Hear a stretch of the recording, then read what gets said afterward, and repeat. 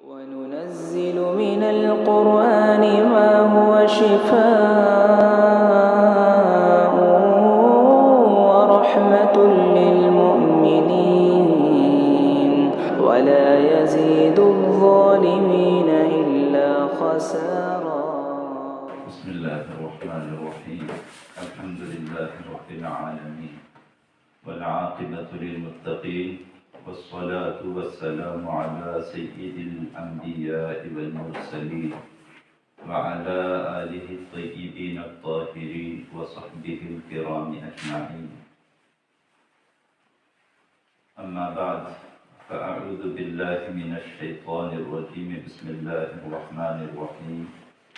إن الله وملائكته يصلون على النبي يا أيها الذين آمنوا صلوا عليه وسلموا تسليما. اللهم صل على سيدنا ومولانا محمد معدن الجود والكرم وآله وصحبه وبارك وسلم صلاة وسلاما عليك يا حبيبي يا رسول الله صلى الله تعالى عليك وسلم. ربي يسر ولا تعسر وتمم بالخير وبك نستعين يا فتاح. سبحانك لا علم لنا إلا ما علمتنا إنك أنت العليم الحكيم. رب اشرح لي صدري ويسر لي أمري واحلل عقدة من لساني يفقهوا قولي. رب يسر ولا تعسر وتمم بالخير وبك نستعين يا فتاح. ہمارے پچھلے درس میں قرآن شریف کے تعلق سے اور تفسیر کے تعلق سے اور پھر سورہ فاتحہ کے متعلق چند ایک باتیں میں نے آپ لوگوں کے سامنے پیش کی تھی. سورہ فاتحہ کے تفسیر جب آپ پڑھیں گے، چاہے اردو تفاسیر میں تبیان القرآن ہے، تفسیر نعیمی ہے، ضیاء القرآن ہے، یہ اردو کتابوں کے نام بتا رہا ہوں. اردو زبان میں جو تفسیر لکھی گئی وہ اتنے وسیع ہیں کہ خود سورہ فاتحہ کی تفسیر کے لیے کئی دن درکار ہو سکتی ہے. تو آپ اندازہ لگائیں جو اصل عربی زبان میں جو تفسیر قرآن لکھی گئی ہے، قرآن پاک کی جو تفاسیر لکھی گئی ہیں، امام قرطبی کی تفسیر خازن، امام ابن کثیر کی تفسیر ابن کثیر ہے، تفسیر القرآن احکام القرآن ہے امام جساس کی. تو ان میں کس قدر وسعت ہوگی اور کتنی باتیں اس میں اور زیادہ بیان کی گئی ہوں. تفسیر کے تعلق سے دو تین باتیں اور میں آپ لوگوں کے سامنے پیش کر کے پھر سورہ بقرہ کی طرف آتا ہوں انشاءاللہ. ایک ہے تفسیر القرآن بالقرآن اور دوسری ہے تفسیر القرآن بالحدیث اور تیسرا ہے تفسیر القرآن باقوال الصحابہ او التابعین. کبھی کبھی قرآن پاک کی تفسیر جو ہے ایک آیت میں جو بات بیان کی گئی ہوتی ہے اس بات میں جو اجمال ہوتا ہے، جو ابہام ہوتا ہے، قرآن پاک کی دوسری آیت جو ہے وہ بیان کر دیتی ہے. قرآن پاک ہی میں دوسری جگہ پر ایک دوسری آیت میں اللہ تبارک و تعالیٰ اس کو بیان فرما دیتا ہے کہ میری مراد کیا ہے. جیسے مثال کے طور پر قرآن پاک میں سورہ فاتحہ میں ہے اہدنا الصراط المستقیم صراط الذین انعمت علیہم، کہ ہمیں سیدھا راستہ چلا، راستہ ان لوگوں کا جن پر تیرا انعام ہو، صراط الذین انعمت علیہم. اب جن لوگوں پر تیرا انعام ہوا وہ کون ہیں، اس کے تعلق سے تو اس کا تو بیان سورہ فاتحہ میں نہیں ہے کہ جن پر اللہ تبارک و تعالیٰ کا انعام ہوا ہے وہ یہ ہے. تو اس کے لیے ہمیں قرآن پاک اور آگے پڑھنا پڑے گا. تو آگے اللہ تبارک و تعالیٰ چوتھے پارے میں فرماتا ہے اولئک الذین انعم اللہ علیہم من النبیین والصدیقین والشہداء والصالحین، کہ وہ لوگ جن پر اللہ تبارک و تعالیٰ کا انعام ہوا وہ اللہ کے انبیاء ہیں، نبی ہیں، صدیقین ہیں، شہداء اور صالحین ہیں. تو اس کو کہتے ہیں تفسیر القرآن بالقرآن. قرآن پاک کی ایک آیت کی تفسیر قرآن پاک کی دوسری آیت سے ہو جاتی ہے. اگر ویسے تو قرآن پاک میں ہر چیز کا بیان ہے، لیکن اس کے لیے اتنے ہی علم کی ضرورت ہوتی ہے۔ اگر قرآن پاک میں ہمیں کسی آیت کی تفسیر نہیں مل رہی ہے یا اس کی وضاحت نہیں مل پا رہی ہے، تو پھر ہم قرآن پاک کو حضور اکرم صلی اللہ تعالی علیہ وسلم کے اقوال سے، آپ کی احادیث سے سمجھنے کی کوشش کرتے ہیں۔ اس کو تفسیر القرآنی بالحدیث کہا جاتا ہے، اس لیے کہ اللہ تبارک و تعالیٰ نے قرآن پاک اپنے پیارے محبوب صلی اللہ علیہ وسلم پر نازل فرمایا، تو اللہ کے پیارے رسول سے بہتر کوئی دوسرا قرآن پاک کو نہیں سمجھ سکتا۔ تو حضور نے جو فرمایا پھر وہ جو ہے تفسیر القرآن بالحدیث کہا جاتا ہے۔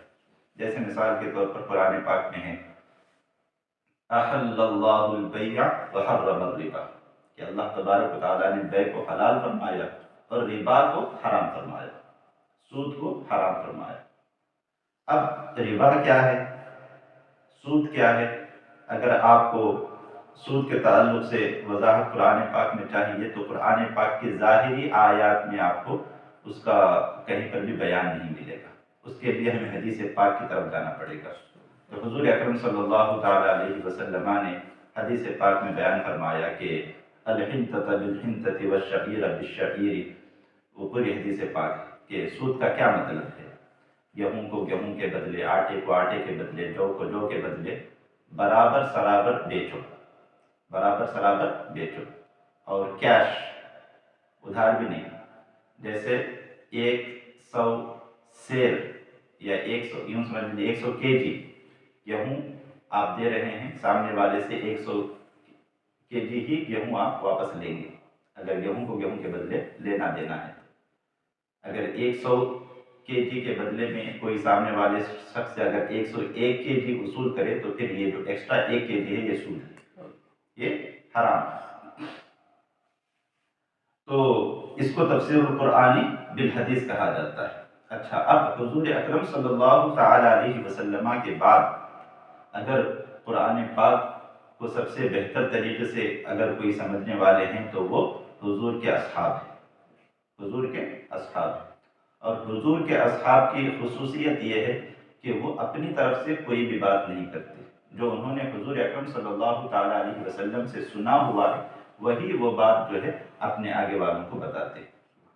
تو اگر حضور کا کوئی قول ہمیں قرآن پاک کی کسی آیت کی تفسیر کے تعلق سے ملتا نہیں ہے تو پھر ہم صحابہ کرام کے اقوال کو دیکھتے ہیں، صحابہ کرام کے اقوال کو دیکھتے ہیں۔ صحابہ کرام میں بھی حضرت عبداللہ ابن مسعود رضی اللہ تعالی عنہ کا مقام تفسیر قرآن کے تعلق سے بہت ہی اونچا ہے، بہت ہی اونچا ہے۔ اور آپ کو قرآن پاک سے ایک ایسا لگاؤ تھا کہ آپ خود بھی فرماتے ہیں کہ اگر مجھے کسی کے تعلق سے معلوم ہو کہ اسے قرآن پاک کی تفسیر کا علم مجھ سے زیادہ ہے تو میں اس سے علم حاصل کرنے کے لیے اونٹنی پر سوار ہو کر وہاں پہنچوں، یعنی جہاں کہیں مجھے قرآن پاک کی تفسیر کا علم ملے گا میں وہاں پہنچ کر وہ علم حاصل کروں گا۔ تو حضرت عبداللہ ابن مسعود رضی اللہ تعالی عنہ یہ افقہ صحابہ میں آتے ہیں، یعنی وہ صحابہ اکرام جنہیں اللہ کے پیارے رسول صلی اللہ تعالی علیہ وسلم نے فقیہ قرار دیا، فتویٰ دینے کی جن میں صلاحیت موجود تھی، ان میں حضرت عبداللہ ابن مسعود رضی اللہ تعالی عنہ کا نام جو ہے وہ سر فہرست آتا ہے۔ اور ہم چونکہ حنفی ہیں تو ہماری یہ خوش نصیبی ہے کہ ہمارا جو مسلک ہے حنفی المسلک جو ہے نا، اس کی بنیاد جو ہے وہ حضرت عبداللہ ابن مسعود رضی اللہ تعالی عنہ کی روایت کردہ احادیث پر ہی ہے۔ حضرت عبداللہ ابن مسعود رضی اللہ تعالی عنہ، حضرت امام شافعی وہ جو ہیں وہ زیادہ تر احادیث لیتے ہیں حضرت عبداللہ ابن عباس رضی اللہ تعالی۔ حضرت عبداللہ ابن عباس بھی بہت جلیل القدر صحابی ہیں، تفسیر قرآن میں بھی ان کا بھی مقام بہت اونچا ہے۔ اور حضرت امام مالک رضی اللہ تعالی عنہ کا جو مسلک ہے وہ حضرت عبداللہ ابن عمر رضی اللہ تعالی عنہ، ان سے جو احادیث مروی ہیں انہی پر جو حضرت امام مالک کا مذہب جو ہے وہ ٹکا ہوا ہے۔ تو یہ تین عبداللہ بڑے مشہور ہیں، عبداللہ ابن مسعود، حضرت عبداللہ ابن عباس اور حضرت عبداللہ ابن عمر رضی اللہ تعالی عنہما۔ قرآن پاک کی سب سے پہلی سورت سورہ فاتحہ، اس کے کئی نام مفسرین نے بیان کیے ہیں۔ سورۃ الفاتحہ سب سے مشہور نام ہے، اس کے علاوہ بھی جیسے ام الکتاب، ام القرآن، شافیہ، کافیہ، وافیہ، اس طرح اور بھی کئی ایک نام اس صورت کے ہیں، تقریباً 10 یا 12 نام جو ہیں۔ تفسیر بیضاوی شریف جو قرآن پاک کی عظیم تفسیر ہے، اس میں تقریباً 10 نام جو ہیں سورہ فاتحہ کے شمار کرائے گئے۔ شافیہ، شفا دینے والی، میں نے گزشتہ اتوار کو بھی یہ بات بتایا تھا کہ سورہ فاتحہ میں اللہ تبارک و تعالیٰ نے بیماروں کے لیے شفا بھی رکھی ہے۔ جو کوئی اس کو اپنے بیمار شخص کو پڑھ کر دم کر کے پلا دے، اللہ تبارک و تعالیٰ اس کی برکت سے اسے شفا عطا فرمائے گا۔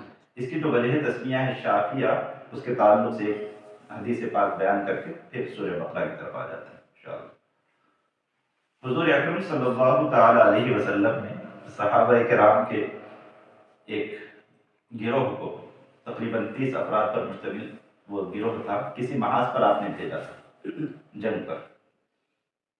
تو وہ صحابہ کرام گئے اور اللہ تبارک و تعالیٰ نے انہیں اس میں کامیابی عطا فرمائی۔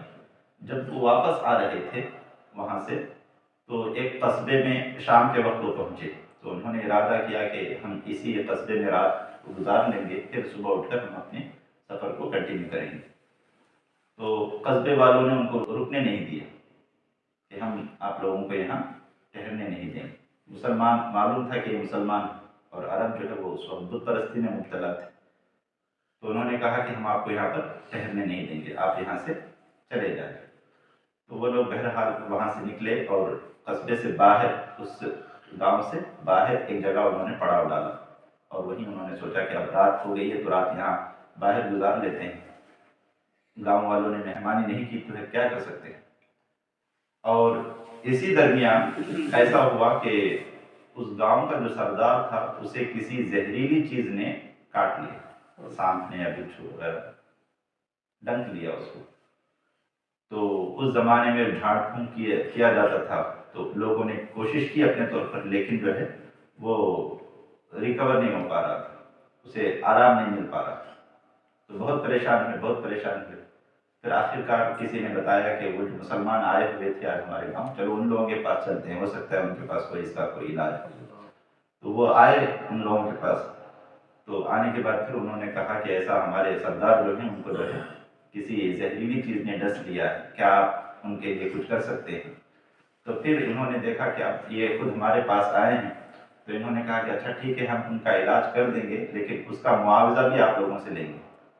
تو انہوں نے پوچھا کہ معاوضہ کیا ہے؟ تو بتایا کہ 30 بکریاں چاہیے، کیونکہ یہ لوگ 30 تھے، تو اپنے حساب سے انہوں نے کہا کہ 30 بکریاں ہمیں چاہیے۔ تو پھر انہوں نے کہا کہ ٹھیک ہے، ہم دینے کے لیے تیار ہیں۔ تو پھر اسی جماعت میں جو صحابہ کرام موجود تھے، ان میں سے ایک نے سورہ فاتحہ کی تلاوت کی، سورہ فاتحہ کی تلاوت کی، اور سورہ فاتحہ کی تلاوت کرنے کے بعد انہوں نے اس جگہ پر دم کیا جس جگہ پر اسے زہریلی چیز نے کاٹا تھا، ڈسا تھا۔ تو تھوڑی ہی دیر کے بعد جو ہے اسے آرام مل گیا، تھوڑی ہی دیر کے بعد اسے اللہ تبارک تعالیٰ نے شفا عطا فرما دی۔ تو پھر بعد میں باضابطہ ان لوگوں نے وہ 30 بکریاں ان لوگوں سے حاصل کی، لیکن بعد میں پھر ان کو یہ ڈاؤٹ تھا کہ چونکہ قرآن پاک کی سورت پڑھ کر ہم نے دم کی ہے اور اس کے معاوضے کے طور پر ہم نے یہ بکریاں لی ہیں، پتہ نہیں یہ ہمارے لیے حلال ہے یا نہیں۔ انہوں نے کہا بکریاں تو ہم لے لیں گے، لیکن ابھی ہم آپس میں اس کو تقسیم نہیں کریں گے، بلکہ مدینہ شریف پہنچتے ہیں اور پھر حضور کی خدمت میں حاضر ہو کر ہم یہ پورا واقعہ بیان کریں گے۔ اگر حضور کہتے ہیں کہ اچھا ٹھیک ہے تم بانٹ لو، تو پھر بعد میں ہم اس کو تقسیم کر لیں گے۔ اللہ۔ تو صحابہ کرام کے مدینہ المنورہ پہنچے اور حضور اکرم صلی اللہ تعالیٰ علیہ وسلم کو سارا ماجرا سنایا، تو حضور اکرم صلی اللہ تعالیٰ علیہ وسلم نے بھی کہا کہ اس میں کوئی حرج نہیں، اس میں کوئی حرج نہیں۔ تو پھر بعد میں صحابہ کرام نے اسے آپس میں تقسیم کر لیا۔ تو یہ جو سورہ فاتحہ کو شافیہ کہا جاتا ہے، شفا دینے والی، اس کی یہ وجہ تسمیہ ہے کہ صحابہ کرام کا بھی یہ معمول تھا کہ وہ اپنے بیماروں کا علاج جو ہے وہ سورہ فاتحہ کی تلاوت کر کے دم کرنے سے کیا کرتے تھے۔ ہمیں بھی سورہ فاتحہ کی تلاوت کرتے رہنا چاہیے، خاص طور سے جو بچے یا گھر میں کوئی بیمار ہوں، جب بھی آپ نماز سے فارغ ہوں تو سورہ فاتحہ کی ایک مرتبہ تلاوت کر لیں، اول آخر 3 مرتبہ درود شریف پڑھ لیں، اور پڑھنے کے بعد جو اس کو دم کر دیں۔ انشاءاللہ اللہ تبارک و تعالیٰ سورہ فاتحہ کی برکت سے بیماروں کو شفا عطا فرمائے گا۔ سورہ فاتحہ کی جو آخری آیت ہے، غیر المغضوب علیہم ولا الضالین، غیر المغضوب علیہم ولا الضالین، ان لوگوں کا نہیں جن پر غضب ہوا اور نہ ہی گمراہ لوگوں کا، یعنی ان کا راستہ نہیں بلکہ جن پر تیرا انعام ہوا ہے ان کے راستے پر تو ہمیں چلا۔ اس صورت کے تعلق سے میں نے گزشتہ اتوار کو بتایا تھا کہ اس صورت سے جو ہے وہ بندے کو کس طرح اللہ تبارک و تعالیٰ کی عبادت کرنی چاہیے، کس طرح دعا مانگنی چاہیے، اس کا طریقہ اللہ تبارک و تعالیٰ نے سورہ فاتحہ میں بیان فرمایا۔ آپ دیکھیں شروع میں جو ہے نا اللہ تبارک و تعالیٰ کی تعریف، الحمدللہ رب العالمین، حمد، الرحمن الرحیم، مالک یوم الدین، ایاک نعبد و ایاک نستعین۔ پہلے حمد ہے، پھر اس کے بعد عبادت کا تذکرہ کہ میں تیرا بندہ ہوں، اے اللہ میں تیری ہی عبادت کرتا ہوں، تجھ سے مدد چاہتا ہوں، اور پھر اس کے بعد آدمی دعا مانگتا ہے، اہدنا الصراط المستقیم، اے رب ذوالجلال ہمیں سیدھے راستے پر چلا، صراط الذین انعمت علیہم غیر المغضوب علیہم ولا الضالین۔ حضرت ابراہیم کے تعلق سے اس میں بھی اگر آپ غور کریں، حضرت ابراہیم علیہ السلام کا جو طریقہ تھا وہ یہ تھا کہ پہلے انہوں نے اللہ تبارک تعالیٰ کی تعریف کی، اللہ تبارک تعالیٰ کی حمد کی کہ وہ ہے میرا پروردگار، وہ ہے جس نے مجھے پیدا کیا، جو مجھے رزق دیتا ہے، وَإِذَا مَرِضْتُ فَهُوَ يَشْفِينِ، جب میں بیمار ہوتا ہوں تو وہ مجھے شفا دیتا ہے۔ تو پہلے اللہ تبارک تعالیٰ کی انہوں نے حمد کی، اور حمد کرنے کے بعد پھر آخر میں آ کر انہوں نے دعا کی کہ اپنے والد کے تعلق سے، اپنے چچا کے تعلق سے پہلے انہوں نے دعا کی، اور پھر اس کے بعد آخر میں دعا کی ہے کہ اے میرے پروردگار قیامت کے دن جو ہے مجھے رسوا نہ کرنا، جب تو اٹھائے گا تو اس وقت مجھے رسوا نہ کرنا، کیونکہ آپ کا جو چچا تھا آزر وہ بت پرست تھا، بت بنانے والا تھا۔ تو پہلے حضرت ابراہیم نے دعا کی اپنے چچا کے لیے کہ مولا تو اسے ہدایت دے، لیکن اللہ تبارک و تعالیٰ نے بعد میں حضرت ابراہیم کو بتایا کہ اس کے اوپر اس کے دل پر مہر لگ چکی ہے، وہ ایمان لانے والا نہیں ہے، آپ اس کے حق میں دعا نہ کریں۔ تو پھر حضرت ابراہیم جو ہے وہ انہوں نے دعا کرنے سے اپنے آپ کو روک لیا۔ سورہ توبہ کی آیت ہے جس میں اللہ تبارک و تعالیٰ نے دعا مانگنے سے ان کو روک دیا۔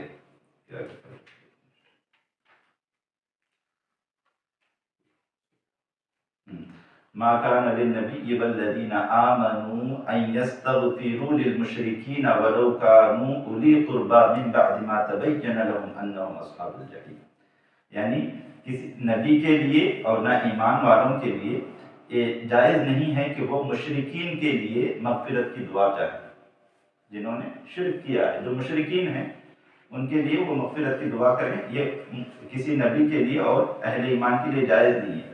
وَلَوْ كَانُوا أُولِي قُرْبَى، اگرچہ وہ تمہارے کتنے ہی قریبی رشتہ دار کیوں نہ ہو، یعنی تمہارا چچا ہی کیوں نہ ہو، تمہارا چچا آزر وہ مشرک تھا، اب اس کے لیے تم دعا نہیں کر سکتے۔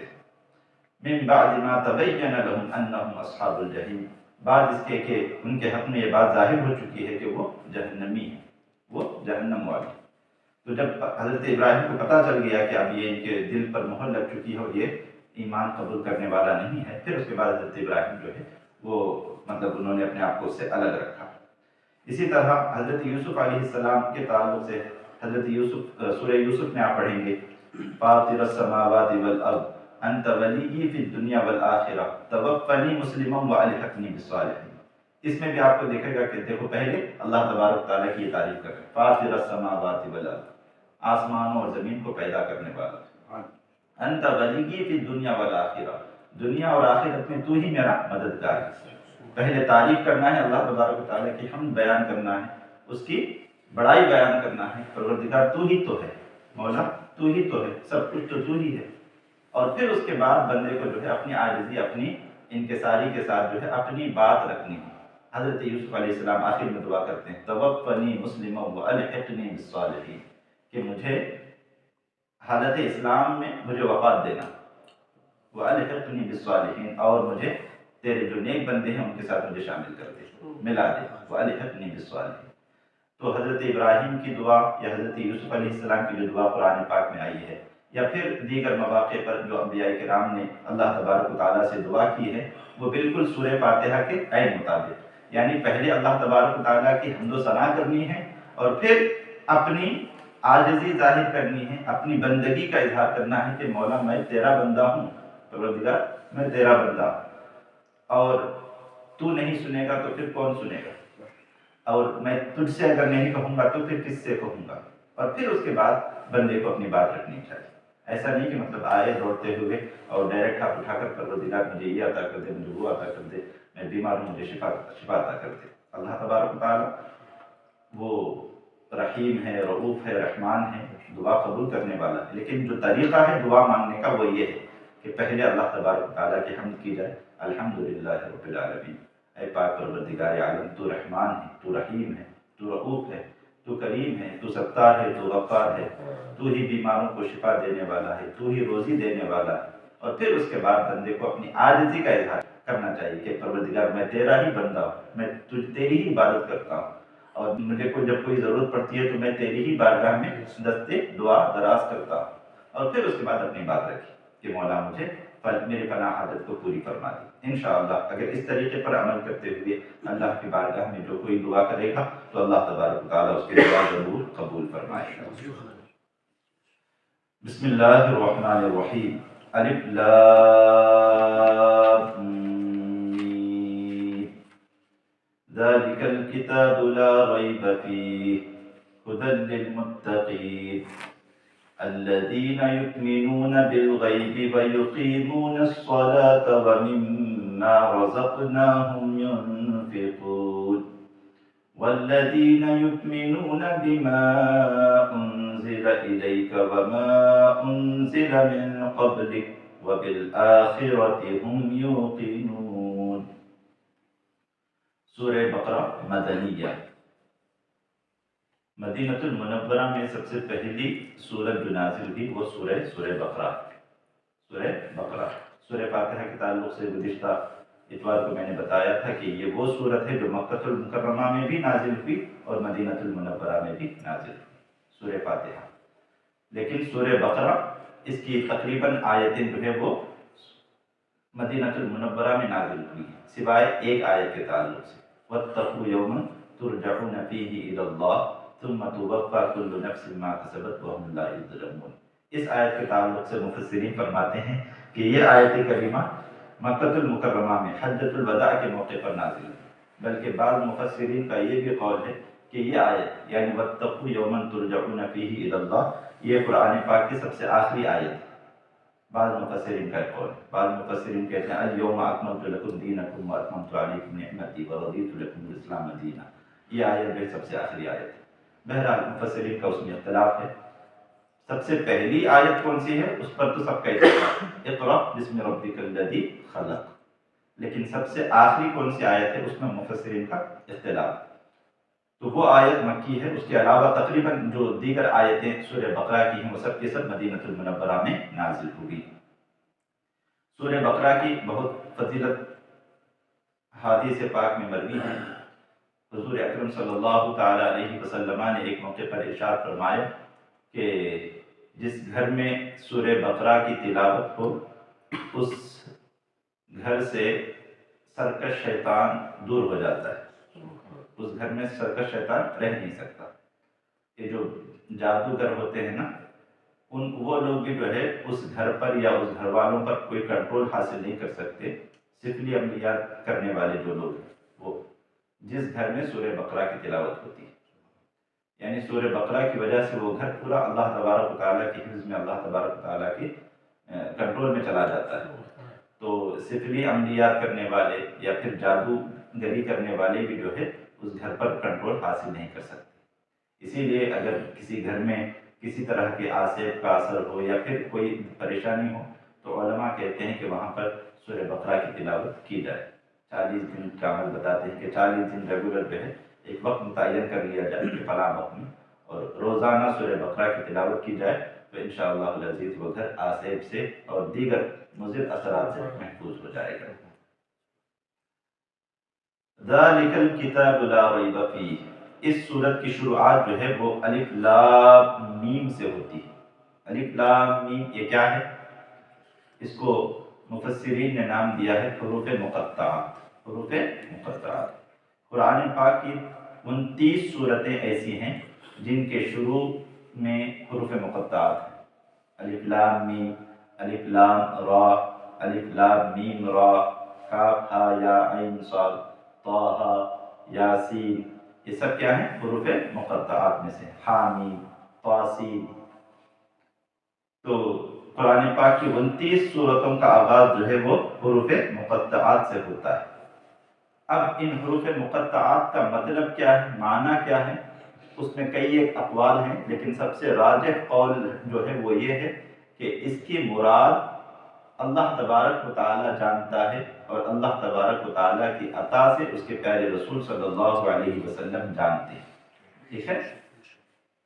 اس کی مراد ہم نہیں جانتے کہ کیا مراد، یہ ان دونوں کے درمیان کا راز ہے۔ لیکن ہمارے اوپر کیا لازم ہے؟ ہمارے اوپر لازم یہ ہے کہ ہم اس بات کا ایمان رکھیں کہ جو بھی ہے وہ حق ہے، جو بھی ہے وہ حق ہے۔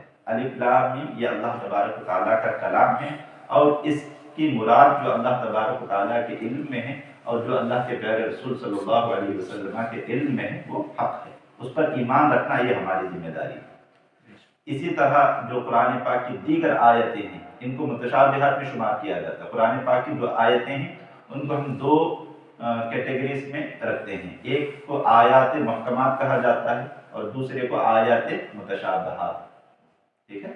آیات محکمات کسے کہتی ہیں؟ یعنی وہ آیتیں جو محکم ہیں، جو واضح ہیں، جن کی مراد جو ہے واضح ہے، اور متشابہات وہ آیتیں جن کی مراد معلوم نہیں پڑتی، جن کی مراد جو ہے معلوم نہیں پڑتی، جیسے الرحمن علی العرش استویٰ، کہ رحمان جو ہے وہ عرش پر اپنی شان کے مطابق اس نے استوا فرمایا۔ اب استوا کا کیا مطلب ہے یہ ہم نہیں جان سکتے، ظاہر سی بات ہے اللہ تبارک و تعالیٰ کے لیے بیٹھنا، اٹھنا، جگہ، مکان، وقت، زمانہ وغیرہ یہ ساری چیزوں سے اللہ تبارک و تعالیٰ بے نیاز ہے نا۔ اللہ تبارک و تعالیٰ کا عرش ہے، اس کا یہ مطلب نہیں ہے معاذ اللہ رب العالمین کہ اس عرش پر اللہ تبارک و تعالیٰ بیٹھتا ہے، ایسا نہیں۔ جس عرش کی نسبت اللہ کی طرف جو کی جاتی ہے وہ ایسی ہے جیسے خانہ کعبہ کی نسبت اللہ تبارک و تعالیٰ کی، خانہ کعبہ اللہ کا گھر ہے، مسجد اللہ کا گھر ہے، اللہ کا گھر ہے، اس کا یہ مطلب تھوڑی نہ ہے کہ اللہ تبارک و تعالیٰ اس گھر میں رہتا ہے، نہیں، اس لیے کہ جگہ اور مکان یہ انسانوں کی ضرورت ہے، اللہ تبارک و تعالیٰ جگہ اور مکان سے بالکل منزہ ہے، وہ بلند و بالا ہے۔ تو الرحمن علی العرش استویٰ کہ الرحمن جو ہے وہ عرش پر مستوی ہے، اس کا کیا معنی ہے وہ ہم نہیں جانتے۔ اسی طرح ید اللہ فوق ایدیہم کہ ان لوگوں کے ہاتھوں پر، بیعت رضوان میں ہے نا، جب صحابہ کرام نے حضور اکرم صلی اللہ علیہ وسلم کے ہاتھ پر جو ہے ہاتھ رکھ کر جو ہے بیعت کی تھی، تو اس وقت اللہ تبارک و تعالیٰ فرماتے ید اللہ فوق ایدیہم کہ ان کے ہاتھوں پر اللہ کا ہاتھ، اپنے پیارے نبی کے ہاتھ کو اللہ تبارک و تعالیٰ نے اپنا ہاتھ قرار دیا، اور اللہ تبارک و تعالیٰ کے لیے تو کوئی ہاتھ نہیں ہے، اللہ تبارک و تعالیٰ اعضاء سے بالکل پاک و صاف۔ تو یہاں پر ہاتھ سے کیا مراد ہے تو وہ بتاتے ہیں مطلب مراد قدرت ہے وغیرہ وغیرہ، لیکن حقیقی معنی کیا ہیں اس کے وہ ہم کو پتہ نہیں۔ یہ ان کا شمار جو ہے آیات متشابہات میں سے ہوتا ہے، الف لام میم، حامیم، طاسین وغیرہ، اور ایسی آیتیں جن کا ظاہری معنی جو ہے وہ اللہ تبارک و تعالیٰ کی شان کے موافق نہیں کر سکتے، تو وہاں پر ہم صرف یہ کہتے ہیں کہ اس کی جو اصل مراد ہے، حقیقی مراد ہے، وہ اللہ تبارک و تعالیٰ جانتا ہے، اور اللہ کی عطا سے اللہ کے پیارے رسول جانتے ہیں، ہم اس معاملے میں نہیں پڑھتے، ہم اس معاملے میں نہیں پڑھتے، ہم صرف اتنا کہتے ہیں کل آمنا بہ کہ یہ سب اللہ تبارک و تعالیٰ کی طرف سے، کل من عند ربنا یہ سب اللہ تبارک و تعالیٰ ہمارے رب کی طرف سے ہے اور ہم اس پر ایمان لے آئے، بس ہم اتنا کہتے ہیں۔ ذالک الکتاب لا ریب فیہ یہ وہ بلند مرتبہ کتاب جس میں کوئی شک کی گنجائش نہیں ہے۔ اس آیت کریمہ کا شان نزول مفسرین نے یہ بیان فرمایا ہے کہ اللہ تبارک و تعالیٰ نے اپنے پیارے محبوب صلی اللہ تعالیٰ علیہ وسلم سے یہ وعدہ فرمایا تھا کہ اے محبوب ہم آپ کو ایک ایسی کتاب دیں گے، ایک ایسی کتاب دیں گے جسے کوئی پانی سے دھو کر بھی مٹا نہیں سکتا، اور جو کتاب کبھی پرانی نہیں ہو سکتی، جو کتاب کبھی پرانی نہیں ہو سکتی۔ تو جب اللہ تبارک و تعالیٰ نے قرآن پاک کو نازل فرمایا تو اسی طرح اللہ تبارک و تعالیٰ ارشاد فرمایا ذالک الکتاب کہ اے محبوب یہ وہی کتاب ہے جس کا ہم نے تم سے وعدہ کیا تھا، ذالک الکتاب یہ وہی کتاب ہے جس کا ہم نے آپ سے وعدہ کیا تھا، لا ریب فیہ، اس پہ کوئی شک کی گنجائش نہیں۔ ظاہر سی بات ہے شک کی گنجائش وہاں پر ہوتی ہے جہاں پر دلیل نہ ہو، اس کی حقانیت پر کوئی دلیل نہ ہو، وہاں پر آدمی کے لیے شک کی گنجائش ہوتی ہے۔ قرآن پاک کے پاس تو ایسے دلائل ہیں، ایسے براہین ہیں کہ جو آدمی قرآن پاک کو صحیح ذہن کے ساتھ بیٹھ کر پڑھتا ہے تو پھر اس کے اوپر یہ بات بالکل واضح ہو جاتی ہے کہ یہ کلام کلام الہی ہے، یہ کلام کلام الہی، اس میں کوئی شک نہیں کر سکتا، اس میں شک کی کوئی گنجائش نہیں۔ ہدی للمتقین، ہدایت متقیوں کے لیے، ہدایت متقیوں کے لیے۔ اب یہاں پر اعتراض یہ ہوتا ہے، سوال یہ ہوتا ہے کہ متقیوں کے لیے ہدایت کیوں؟ صرف متقیوں کے لیے ہدایت کیوں؟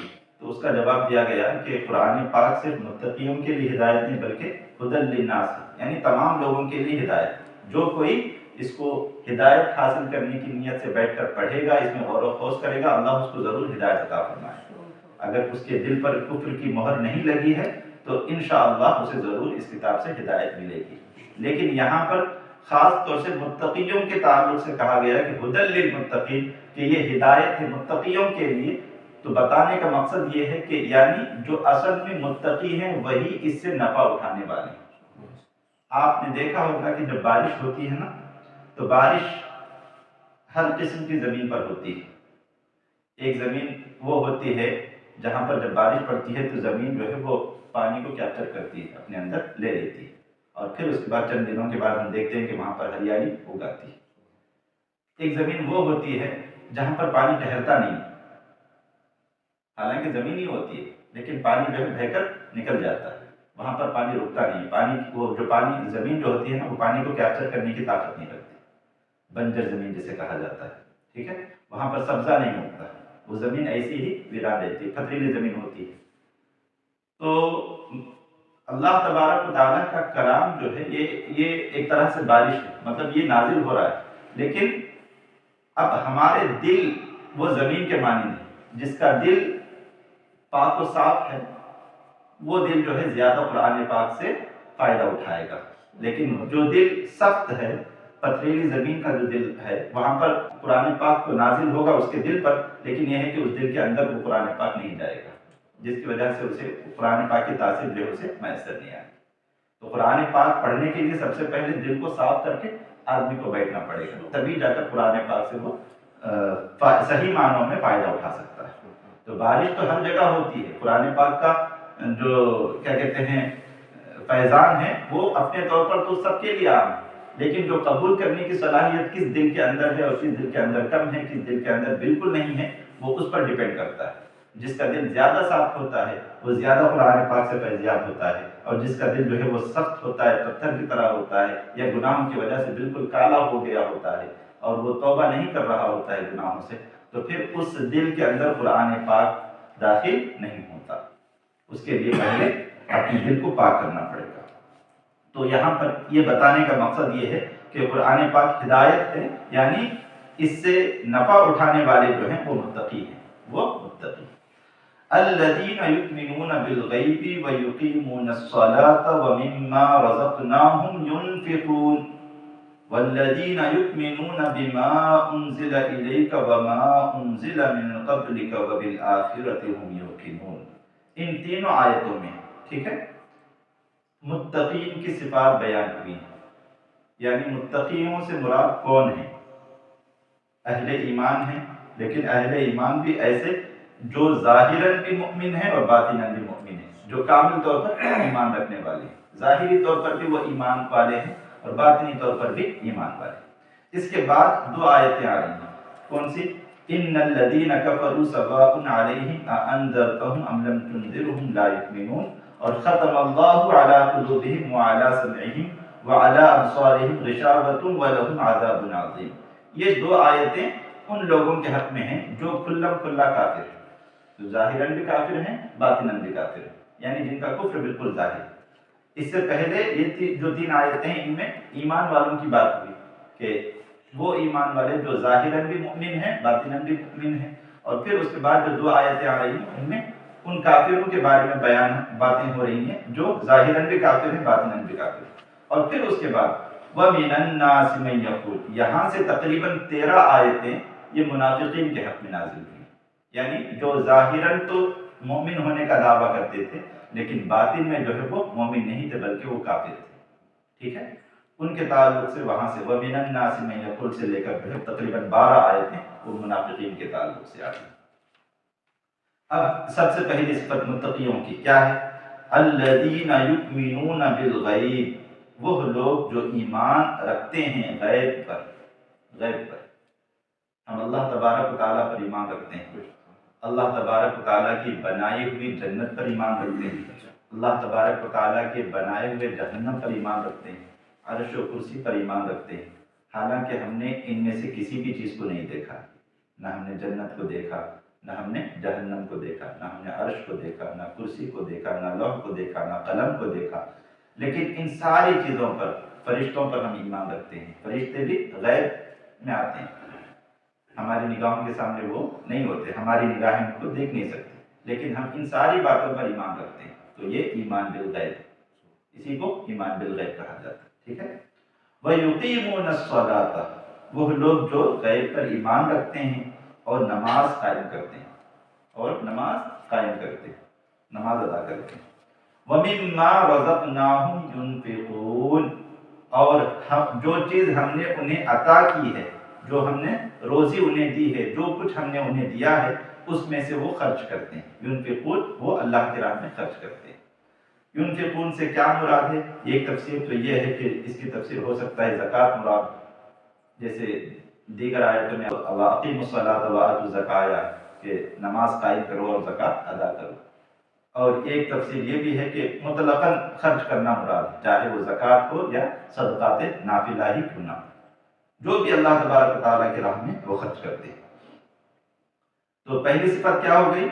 جو غیب پر ایمان رکھتے ہیں، اور دوسری صفت نماز قائم کرتے ہیں، تیسری صفت اللہ کی راہ میں خرچ کرتے ہیں۔ یہ متقیوں کی صفات بیان ہو رہی ہیں۔ چوتھی صفت والذین یؤمنون بما انزل الیک وما انزل من قبلک، اور وہ جو ایمان رکھتے ہیں اس پر جو آپ کی طرف نازل کیا گیا، اے محبوب آپ کی طرف نازل کیا گیا، یعنی قرآن پاک، قرآن پاک کے حق ہونے پر جو ایمان رکھتے ہیں۔ وما انزل من قبلک، اور ان کتابوں پر جو ایمان رکھتے ہیں جو آپ سے پہلے نازل ہوئی، جو آپ سے پہلے نازل ہوئی، یعنی توریت پر بھی، انجیل پر بھی، زبور پر بھی، اور وہ تمام صحائف یا صحیفے جو اللہ تبارک تعالیٰ نے حضور سے پہلے انبیاء کرام پر نازل فرمائے، ہم اہل اسلام، اہل ایمان جو ہے ایمان رکھتے ہیں کہ وہ سب کے سب اللہ تبارک و تعالیٰ کی طرف سے ہیں، اور اللہ تبارک و تعالیٰ کا کلام ہے، اللہ تبارک و تعالیٰ کی کتابیں ہیں، ٹھیک ہے۔ جو اللہ تبارک و تعالیٰ نے نازل کی اس پر ہمارا ایمان، اگرچہ وہ کتابیں آج اپنی اصلی حالت پر موجود نہیں ہیں، لیکن ہم اس پر ایمان رکھتے ہیں جو اللہ تبارک و تعالیٰ نے نازل کیا تھا، کہ وہ سب اللہ تبارک و تعالیٰ کا کلام ہے۔ یہ چوتھی صفت ہو گئی کہ قرآن پر بھی ایمان رکھتے ہیں، اور قرآن کے ساتھ ساتھ توریت، زبور، انجیل اور دیگر آسمانی کتابوں پر بھی ایمان رکھتے ہیں۔ پانچویں صفت وَبِالْآخِرَةِ هُمْ يُوقِنُونَ، اور آخرت پر ہم یوقنون، وہ یقین رکھتے ہیں۔ بالآخرتی ہم یقین، آخرت پر، آخرت پر ایمان جو ہے نا یہ بہت ہی اہم چیز ہے۔ بعث بعد الموت، کفار جو ہے وہ اس کے قائل نہیں تھے، مرنے کے بعد دوبارہ زندہ ہونے کے قائل نہیں تھے، تو بعث بعد الموت کو خاص طور سے اس میں شامل کیا گیا کہ آخرت پر ایمان رکھتے ہیں، یعنی مرنے کے بعد ہمیں دوبارہ زندہ ہونا، اس پر بھی ہم یقین رکھتے ہیں، اور پھر زندہ ہونے کے بعد جو کچھ ہم نے دنیا میں کیا ہے اس کا ہمیں حساب و کتاب بھی اللہ تبارک و تعالیٰ کی بارگاہ میں دینا۔ اولئک علی ھدی من ربہم واولئک هم المفلحون، یہی ہیں وہ لوگ جو اپنے رب کی طرف سے ہدایت پر ہیں، اور یہی وہ لوگ ہیں جو کامیاب ہیں، جو کامیاب۔ مفلحون سے مراد یعنی دنیا میں بھی کامیاب ہیں اور آخرت میں بھی کامیاب ہیں۔ جو ان باتوں پر ایمان رکھنے والے ہیں وہ اہل ایمان متقی ہیں، اور یہ اہل ایمان دنیا اور آخرت میں فلاح پانے والے ہیں، اللہ تبارک و تعالیٰ کی نگاہ میں یہی کامیاب ہے۔ لہٰذا دنیاوی اعتبار سے جو مالدار ہے یا جو بڑے عہدے پر ہے وہ کامیاب نہیں ہے، بلکہ اللہ تبارک و تعالیٰ کی نگاہ میں وہ کامیاب ہیں جو ان باتوں پر ایمان رکھتے ہیں، اور پھر ان باتوں پر ایمان رکھنے کے ساتھ ساتھ اس کا جو تقاضا ہے اس کے مطابق اپنی زندگی کو بسر کرتے ہیں۔ اللہ تبارک و تعالی ہم سب کو عمل خیر کی توفیق عطا فرمائے. انشاءاللہ آئندہ اتوار کو آگے کی آیتیں کی تفسیر کی جائے گی. جی سوال. جیسے ذالکل کتاب لا ریب فیہ، تو اللہ تعالیٰ نے حضور کو وعدہ کیا کتاب کا، وہ وعدہ کب کیا؟ اس کا کچھ ہاں، مفسرین نے بیان فرمایا ہے کہ یہ ہو سکتا ہے عالم ارواح میں حضور اکرم صلی اللہ تعالیٰ علیہ وسلم سے اللہ تبارک تعالیٰ نے وعدہ فرمایا پہلے، جب حضرت آدم علیہ السلام کی ابھی تخلیق نہیں ہوئی تھی، بلکہ عالم ارواح میں جو اللہ تبارک تعالیٰ نے حضور اکرم صلی اللہ تعالیٰ علیہ وسلم سے کلام فرمایا اور حضور کو بتلایا کہ مطلب آخری نبی کے طور پر آپ کو اس دنیا میں بھیجا جائے گا. ہو سکتا ہے اس وقت اس طرح کا وعدہ کیا گیا. یہ قول وہ بیان کیا گیا ہے اس کا کہ حضور سے وعدہ کیا گیا. اور دوسرا جو ہے اسی ذالک الکتاب لا ریب فیہ کے تعلق سے دوسرا قول تفسیر کا یہ ہے کہ شان نزول کا کہ بنی اسرائیل سے اللہ تبارک تعالیٰ نے وعدہ کیا تھا کہ یہ کتاب بھیجیں گے اور پھر بنو اسماعیل میں سے ایک نبی بھیجیں گے. بنو اسماعیل میں سے حضرت اسماعیل کی اولاد میں سے ہم آخری نبی کو بھیجیں گے. تو جب حضور مکہ المکرمہ سے ہجرت کر کے مدینے میں آئے اور پھر مطلب وہاں پر مدینے میں پہلے سے یہودی موجود تھے، تو ان یہودیوں کو یہ کہا گیا ذالک الکتاب لا ریب فیہ، یہ وہی کتاب ہے جس کا ہم نے تم سے وعدہ کیا تھا کہ یہ کتاب بھیجیں گے اور پھر ایک رسول کو بھیجیں گے بنو اسماعیل میں سے. تو وہ رسول بھی یہ ہیں اور یہ کتاب بھی وہی کتاب ہے. ہاں دوسرا قول. بسم اللہ الرحمن الرحیم الحمدللہ رب العالمین اللہم صلی علی سیدنا و مولانا محمد معدن الجود والکرم وآلہ وصحبہ وبارک وسلم. اللہم انت السلام ومنک السلام وإلیک یرجع السلام فحینا ربنا بالسلام وأدخلنا الجنة دار السلام. تباركت ربنا وتعاليت يا ذا الجلال والإكرام. اللهم أئنا على تلاوة القرآن، اللهم أئنا على تلاوة القرآن وذكرك وشكرك وحسن عبادتك.